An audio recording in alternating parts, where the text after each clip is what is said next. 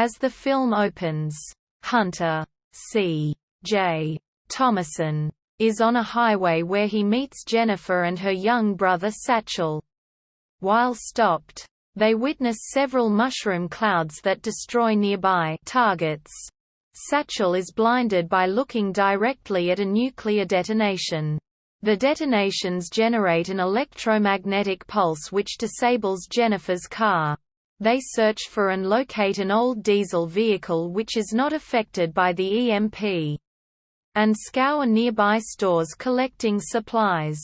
They meet and join with Elizabeth, Monica Keener, who tells them she saw explosions over other major cities in visual range. Car radio reports state that major cities on both the east and west coasts have been destroyed.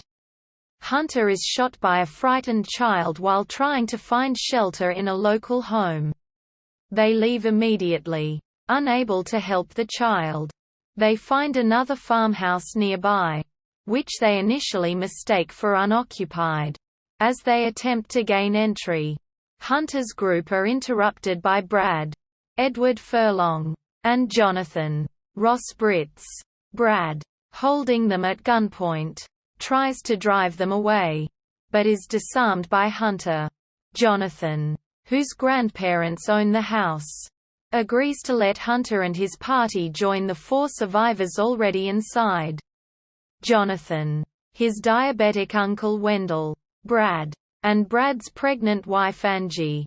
Hunter organizes the survivors and instructs them to move all of their supplies into the cellar and attempt to seal it against the radioactive fallout which is coming. He tends to his own gunshot wound, finding a small bottle of antibiotics in a medicine cabinet in the bathroom. Once all of their supplies are stored in the cellar, Hunter and Jonathan barricade the door, sealing themselves inside. Hunter tells the survivors that they will need to remain inside the cellar for at least a month to avoid the fallout's worst effects. Hunter finds a Geiger counter which reveals that the radiation level is already much higher than expected. Over the next few days, Jonathan retrieves the electronics he previously stored inside a metal safe, a radio and his MP3 player, which have survived the blast. Jonathan focuses on fixing the shortwave radio, and the survivors hear news of destruction in Europe and elsewhere by nuclear bombs. Repairing the microphone allows them to begin speaking with other survivors in bunkers elsewhere in the States. They are joined by Jonathan's friend Rob, Andre Royo, a few days later, who is accidentally shot while trying to gain entry to the basement. Having been outside for longer, he has radiation burns and the early signs of radiation poisoning. He survives his gunshot wound, and Jonathan, stricken with grief after accidentally shooting his friend, welcomes him into their shelter.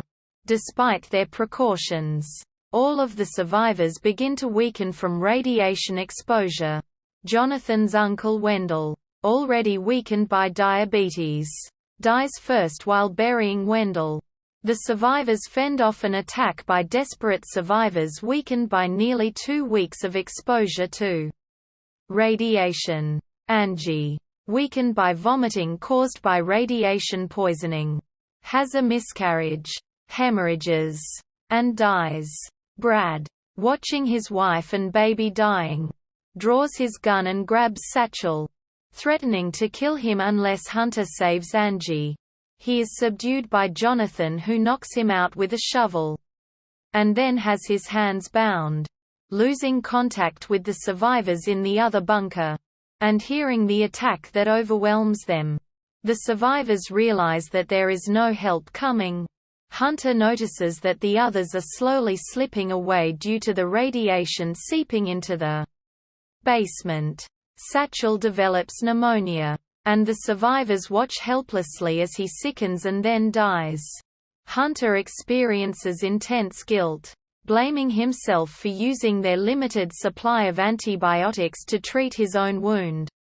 Rob, accepting the inevitable, takes Satchel's body outside to bury it.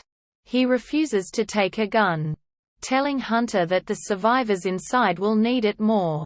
Brad, coming to terms with his grief, apologizes and is unbound by Hunter. Over the next 2 days, Elizabeth, Jennifer and Jonathan, beginning to lose their hair, spend most of their time sleeping, weak from radiation poisoning. Hunter and Brad, also losing hair, sit listening to movement from upstairs. Hunter tells Brad to let the others sleep, as they will need their strength to repel the coming attack. They both accept that Rob, now outside for 2 days, is not coming back. The attack comes, and Hunter, realizing they are vulnerable and trapped inside the basement, leads them outside after the initial wave is repelled.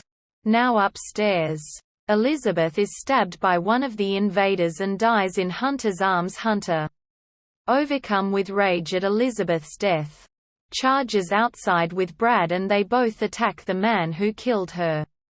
During the melee, Brad is killed, saving Hunter from the attacker, who dies after being impaled on his own weapon by Hunter. Hunter staggers back to the house, finding Jonathan holding a gun on him, before turning the gun on himself. Their basement now contaminated. Hunter and Jennifer stagger upstairs and curl up in a bed to sleep. The film ends several weeks later. Only Hunter and Jennifer remain alive, seriously ill from radiation exposure, drinking contaminated water from a pump in the yard. Nearby is Rob's body, slumped against a tree, having evidently managed to bury Satchel but chosen not to return to the basement before dying of the radiation.